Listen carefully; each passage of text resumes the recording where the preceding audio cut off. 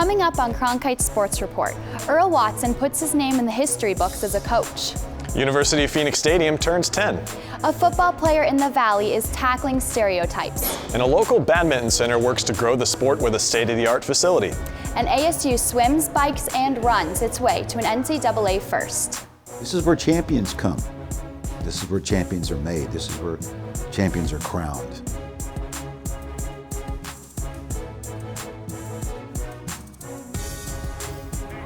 I could do that off the field. This is a proud moment.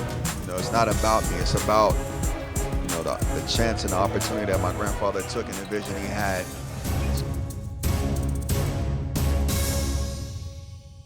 Welcome to Cronkite Sports Report. I'm Matt Lehman. And I'm Christina Vicario. As student journalists at ASU's Walter Cronkite School of Journalism and Mass Communication, we look to bring you unique sports stories with an Arizona connection. This includes high school, collegiate, and the professional level. We lead off the show with a second-generation Mexican-American who is living a dream he never imagined. Just a year after joining the Phoenix Suns organization as an assistant, Earl Watson was named the 16th head coach in franchise history. With the title came an NBA milestone as Watson became the first head coach in the league of Hispanic descent. Reporter Giselle Cancio caught up with Watson to learn how heritage has become part of his game. After the Suns fired Jeff Hornacek in February, Earl Watson was put to the test as an interim head coach to close out the season. Now he stands at the helm of Phoenix Suns basketball as the youngest coach in the league and the NBA's first Hispanic head coach. I can't even put that into words. It's ineffable, the best way to describe it. This is a proud moment.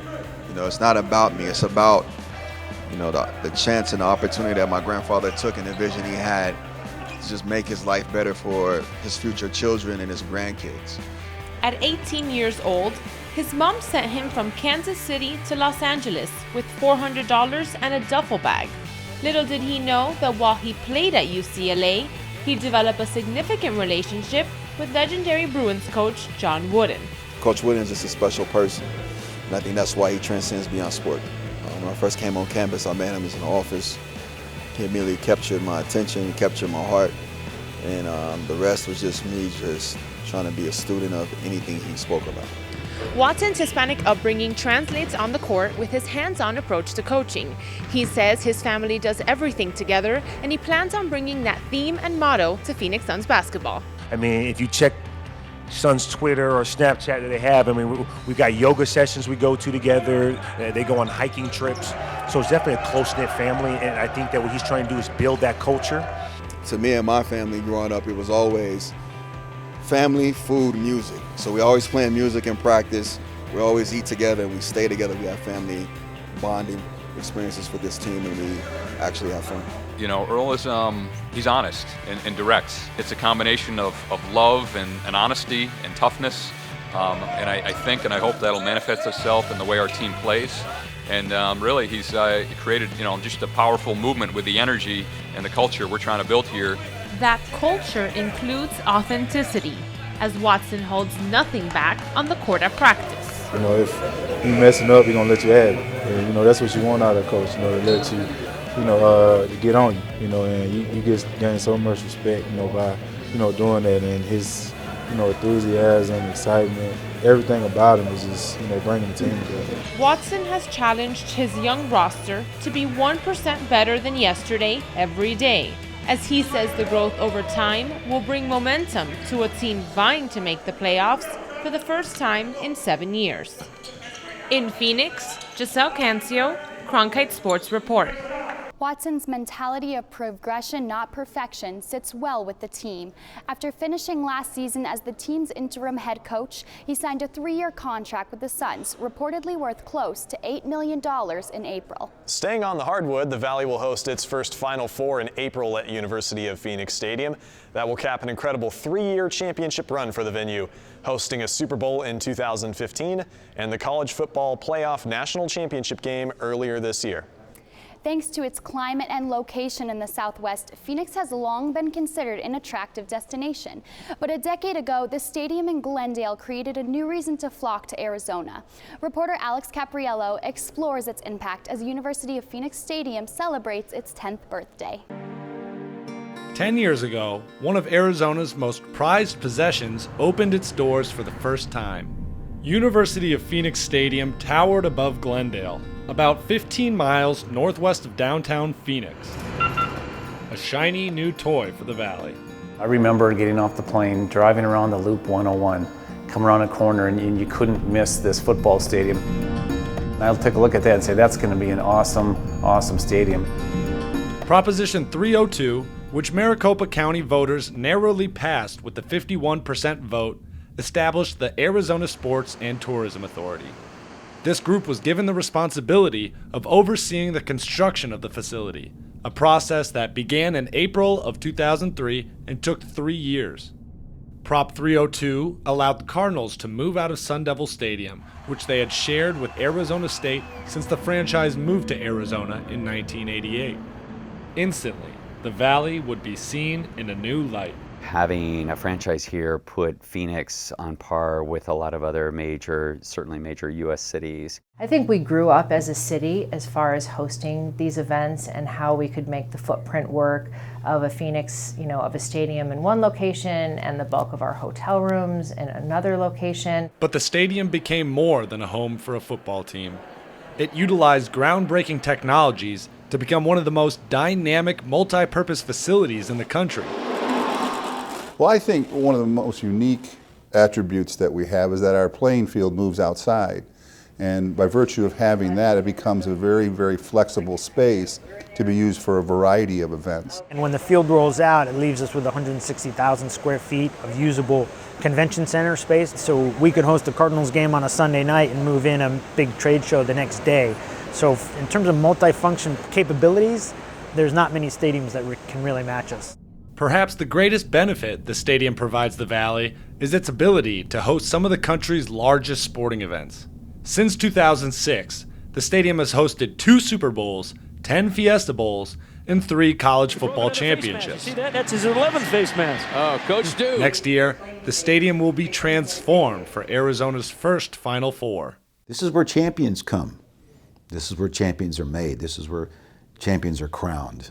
This destination for events, like the Super Bowl, provides a tremendous economic impact on the Valley. The first 10 years has provided us with an exceptional look at the kind of economic impact this facility has provided, and we're close to or exceeding $5 billion based on the events that have been brought here year in and year out. I think if you talk to restaurant owners and the hotel community, they would tell you that they probably didn't get to enjoy the game, but they had their best week of business they've ever had. But as new state-of-the-art facilities begin to pop up across the West, including Los Angeles' Dome, slated for an opening in 2019, it's possible University of Phoenix Stadium may lose its influence. But those most involved aren't worried about new competition. We see San Francisco, San Diego, Seattle, and Denver all expanding and enhancing their product as well. So we're used to the competition enhancing itself. As 10 years have come and gone, nearly everyone in Phoenix has a strong memory from one of the Valley's most iconic establishments. And there's only more to look forward to in the future. My family's been in there for WrestleMania. We've gone to Cardinals games. We've gone to national championship games. RV shows and car shows and concerts. Super Bowl, college football playoffs, U2, Guns N' Roses, and now the Final Four coming up in March. Although newer stadiums are sure to arrive, Valley representatives believe that they have a prize that will keep their state at the top for years to come. Frankly, if you're not in Arizona, you're just not having as much fun as we are. In Glendale, Alex Capiello, Cronkite Sports Report. Preparations for the 2017 Final Four are already underway. Rogers says that they have big plans for the state-of-the-art stadium and that they intend to transform the facility in a way that will be unrecognizable to regular attendees. Coming up on Cronkite Sports Report, one of Arizona's 5 female football players takes the field. A former badminton player and coach gives back to the sport that launched his career. And later, the Sun Devil Triathlon team finds success in its first year competing.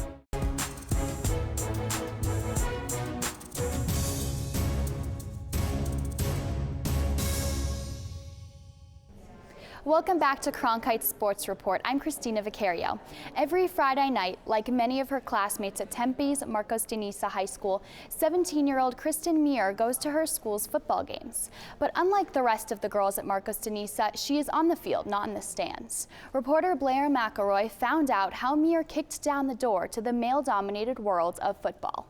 Marcos de Niza senior Kristen Muir isn't afraid to stand her ground on a male-dominated field. She's even got a personal foul to prove it. He actually went for my knees and I actually went down, and then so I went up to him and I was like, you need to back off, and I went to push him and then he went like this and then I went back and then everyone got into it, and so I didn't want to show oh, I'm gonna let you guys hit me and me not do anything back. I was like, you can't do that. The 17-year-old is the place kicker for the Marcos de Niza varsity football team. She is one of 5 female varsity football players in the state of Arizona. I think her playing a male-dominant sport has taught her, commitment, and, once you start something, you have to finish and you have to follow through. There's no quitting in between, and it's just made her a stronger person. She hasn't been given anything. She's had to earn it. She's just as committed, if not more, than other people on the team.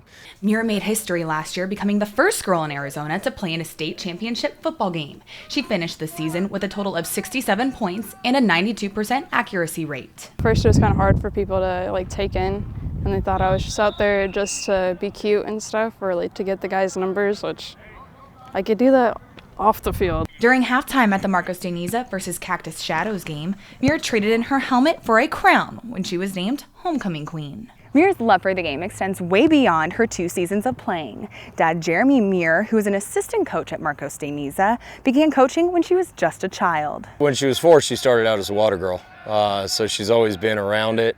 I used to blow the whistle all the time with the guys, and they would hate it, but I don't know, I always loved being with them. Coach Muir has learned to balance being a coach while also being a dad at home. I addressed it when she first decided that she wanted to come out, saying, you're not going to get any special treatment. You're not going to get the job just because you're my kid. You got to earn it, and you've got to make them respect you. He treats her as one of the guys. She's a football player.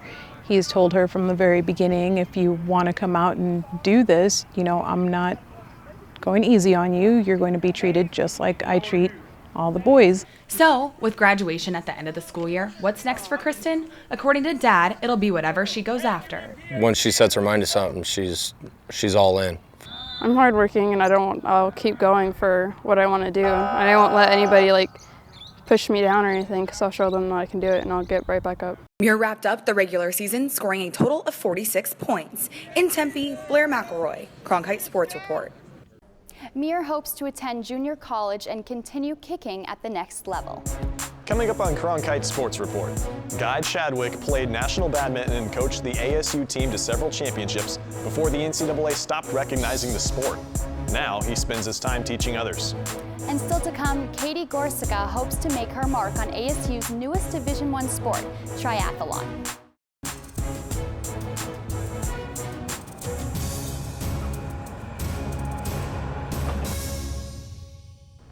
Welcome back to Cronkite Sports Report. I'm Matt Lehman.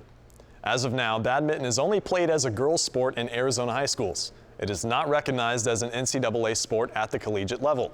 That's why one Arizona man has made it his mission to grow the sport's popularity in an effort to get more people to play it at all levels. Reporter Corey Kamershak went to Mesa to check out the Arizona Badminton Center and its founder. He's kind of the godfather, I think, of badminton here in Arizona and really the Southwest. I think he's laying it all out there on the line for the community. For almost 40 years, Guy Chadwick has been involved with badminton. He began playing in high school, but didn't really start taking the sport seriously until he walked onto the team at Arizona State in 1978.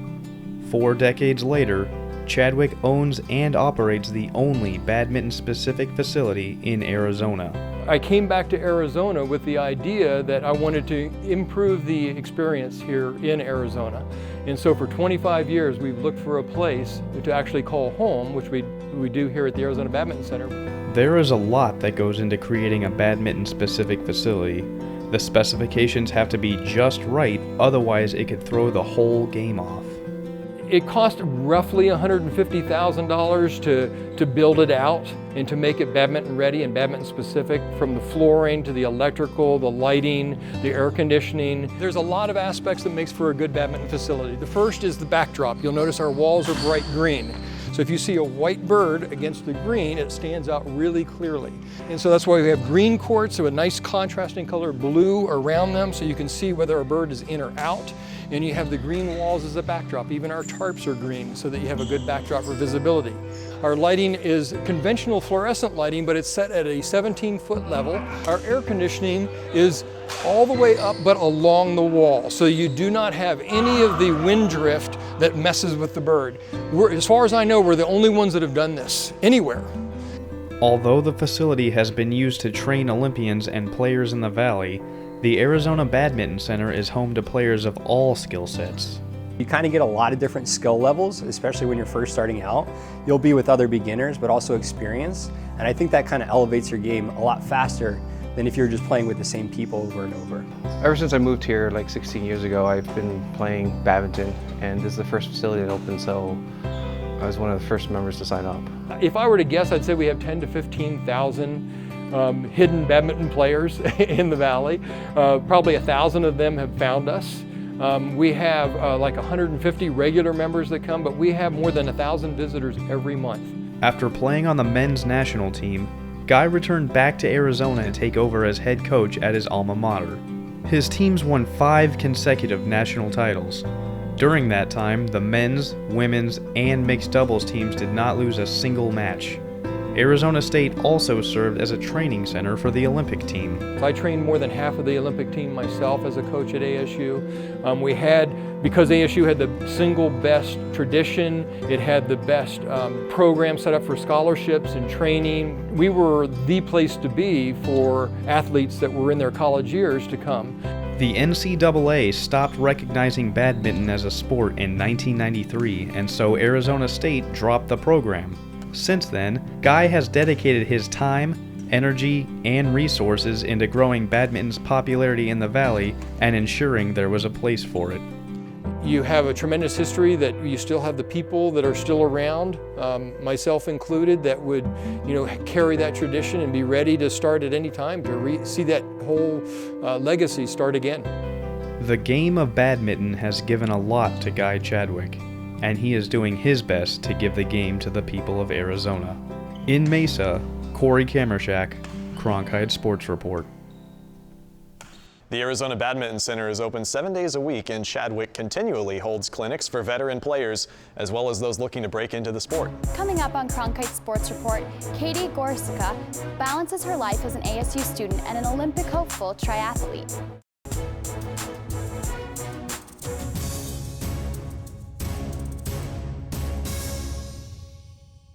Welcome back to Cronkite Sports Report. I'm Christina Vicario. And I'm Matt Lehman. Arizona State became the first Power 5 school to add triathlon as a varsity sport when ASU Vice President for University Athletics and Athletic Director Ray Anderson made the announcement last fall. The school named Cliff English its first head coach in the sport, a triathlon veteran who has now coached athletes in the last 4 Summer Olympics. His top Sun Devil triathlete in ASU's inaugural season, Katie Gorsica. She transferred from the Colorado Springs Elite Triathlon Academy and is learning to find a balance between school and her sport. Al Gao has more. Didn't have that opportunity as a young athlete. It was follow your sport. No opportunities to go to college for triathlon. And even my assistant coach were like, man, we wish we had this opportunity. We'd love to go back to school. It's a very exciting time. When I lived in Colorado Springs, I had to commute so much and it was really exhausting. I would go to school, go back to train, go back to school, go back to train. Here we're student athletes, each student comes first, whereas in Colorado Springs, it's more like athlete first. One of her strengths is her drive, and she's very tough. We see in all the 3 disciplines and in training, and always punctual, so she's a hard worker to have. When I watched the Olympics this year, it made me really excited about it because this was the first time I felt so much closer, and I had some friends competing in the Olympics, and that was really cool to me, and it makes me more excited and motivated. I think her timing is quite good in the sense that she is a sophomore right now, so she has 2.5 years with us. So that'll put her, roughly a year and a half out from the game. So that's round the point. She'll have 2.5 more years, as an amateur. She'll still be able to represent the country, do some of the races. Naperville was our first regional qualifier. I had no expectations, honestly, because it's the first NCAA race, so nobody really knew what to expect. And I just went in there just giving it our all, and turned out well. It was fun. So the best part was all the support. Like I said, like everybody there is so excited about triathlon being an NCAA sport. Well, for Katie and for the whole team, and preparation's been going really well. We're excited about the team we're going to bring. Coming into nationals, we're all feeling pretty strong, and anything can happen, but we're just staying positive because we've done all the training that we can do up to now. Where she's at now, we can have her move up. For me, the big goal is definitely, to have some of my individuals shine for sure, and at the same time, as a team, really, I think we can do well, and I think we can have quite a few ASU athletes in the top 10, and that's what our goals will be. Gorsica was the only triathlete selected to go to the U20's World Championship in September. She will continue to train and study at ASU, but she hopes to get a chance to shine on the world's biggest stage, the Olympics in Tokyo in 2020. That'll do it for this edition of Cronkite Sports Report. I'm Christina Vicario. And I'm Matt Lehman. From all of us here at Cronkite Sports, thank you for joining us.